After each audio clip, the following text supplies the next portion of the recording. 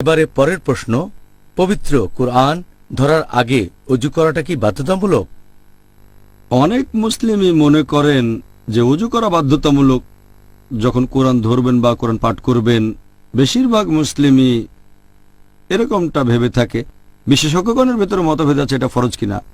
পবিত্র কোরআনের একটা আয়াত আছে সূরা ওয়াকিয়া অধ্যায় নম্বর 56 আয়াত 77 থেকে 80। এখানে বলা হয়েছে যে আল্লাহ সুবহানাহু ওয়া তাআলা কোরআন অবতীর্ণ করেছেন সুরক্ষিত কিতাবে। কেউ স্পর্শ করবে না করবে শুধু তারা যারা পবিত্র। পবিত্র কোরআনের এই আয়াতের ভিত্তিতে অনেক মুসলিম মনে করে এটা ফরজ যে ওযু করতেই হবে পবিত্র কোরআন ধরার আগে। তবে যদি পড়েন নজুলে কোরআন আর যদি ইবনে কাসিরের তাফসির পড়েন, তিনি বলেছেন আয়াতটা নাজিল হয়েছিল যখন লোকজন অভিযোগ করেছিল যে নবী মুহাম্মদ সাল্লাল্লাহু আলাইহি সাল্লাম এই কিতাব পেয়েছেন শয়তানের কাছ থেকে। আসলে এই আয়াতটা বলছে যে কোরআনকেও স্পর্শ করবে না। এটা সেই কোরআনের কথা বলা হচ্ছে যেটা আছে লৌহে মাহফুজে। এটা কোরআনের মুসহাফের কথা বলছে না। কোরআন এরকম একটা কপি যে কেউ কিনতে পারে $4 বা $5 দিয়ে, 100 টাকা অথবা 150 টাকা, তারপর ধরতে পারে। এখানে বলা হয়েছে কেউ স্পর্শ করতে পারবে না সেই কোরআন যেটা লৌহে মাহফুজে, শুধু তারা বাদে যারা মুতাহরিন। তাহলে কিতাবে মাকনুন হচ্ছে সেই বই যেটা লৌহে মাহফুজে। আর মুতাহরিন মানে শুধু শারীরিক পবিত্রতা নয় যে ওযু থাকতে হবে, এর মানে শারীরিকভাবে পবিত্র হওয়ার পাশাপাশি তার মন আর আত্মাও পবিত্র হবে, যে একেবারে নিষ্পাপ, তার মানে ফেরেশতাগণ। এখন শয়তান কোরআনের কাছে আসতে পারবে না, ধরতে পারবে না, শুধুমাত্র ফেরেশতাগণ ধরতে পারবে। এই আয়াতটা কোরআনের মুসহাফের কথা বলছে না। যদি নজুলে কোরআন জানেন যে কি কারণে নাজিল হয়েছে, সেজন্য বেশিরভাগ বিশেষজ্ঞ বলেন যে এগুলোর ভিত্তিতে যে সব বিশেষজ্ঞ নজুলে কোরআন জানেন তারা বলেন যে এই আয়াতের ভিত্তিতে বলা যাবে যে ওযু করা ফরজ। তবে বেশিরভাগ বিশেষজ্ঞ একমত এটা হচ্ছে মুস্তাহাব, উৎসাহ দেওয়া হয়েছে, এটা করলে ভালো। যদি কেউ পবিত্র কোরআন ধরার আগে ওযু করে নেয় সেটা ভালো। ধন্যবাদ ডক্টর। একজন লোক কোনো অমুসলিমকে পবিত্র কোরআন দিতে পারে?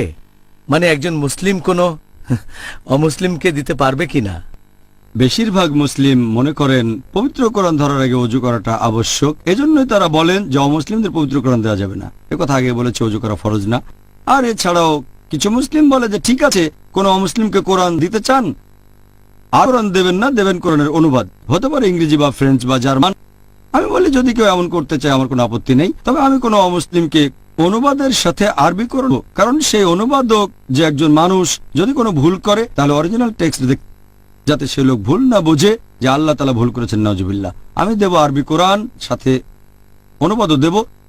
আর যদি আল্লাহ তাআলা এই কারণে আমাকে দায়ী করেন যে অমুসলিমকে কোরআন দিয়েছি, এরা মানুষদের সাথে আমি থাকবো আমার, কারণ আমাদের নবী মুহাম্মদ সাল্লাল্লাহু আলাইহি সাল্লাম চিঠি লিখিয়েছেন অমুসলিম রাজাদের কাছে।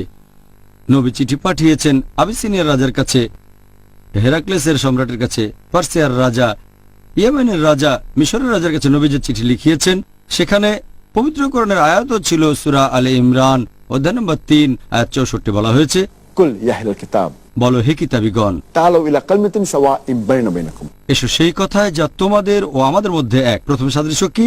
আল্লা না'বুদু ইল্লাল্লাহ, আমরা আল্লাহ ছাড়া কারো ইবাদত করি না, ওয়া লা নুশরিকা বিহি শাইয়্যান, তার সাথে কাউকে শরীক করি না, ওয়া লা ইয়াত্তাখিযা বা'দুনা বা'দান আরবাবান মিন দুনিল্লাহ, আমাদের মধ্য থেকে আল্লাহ ব্যতীত আমরা অন্য কাউকে রব হিসেবে গ্রহণ করি না। ফাইন তাওয়াল্লাহ, যদি তারা মুখ ফিরিয়ে নেয় ফাকুলু শাহাদু, বলো তোমরা সাক্ষী থাকো বিআন্না মুসলিমুন, আমরা মুসলিম, আল্লাহর কাছে নিজের ইচ্ছাকে সমর্পণ করি। তাহলে পবিত্র কোরআনের এই আয়াত দিয়ে আমাদের নবী মুহাম্মদ সাল্লাল্লাহু আলাইহি ওয়াসাল্লাম চিঠি লিখিয়েছেন আর পাঠিয়েছেন অমুসলিম রাজাদের কাছে। তাদের অনেকেই সেই চিঠি পড়ার পরে ইসলাম গ্রহণ করেছে, আবার অনেকে চিঠি ছিঁড়ে ফেলেছে, আবার অনেকে সেই চিঠি পা দিয়ে মারিয়েছেন। তাহলে নবী যেহেতু অমুসলিমদের কাছে কোরআনের আয়াত দিয়েছেন, আমরাও দিতে পারি। এছাড়াও আমি একটা প্রশ্ন করতে চাই যে বর্তমানে প্রায় 1,40,00,000 আরব আছে যারা কপ্টিক খ্রিস্টান।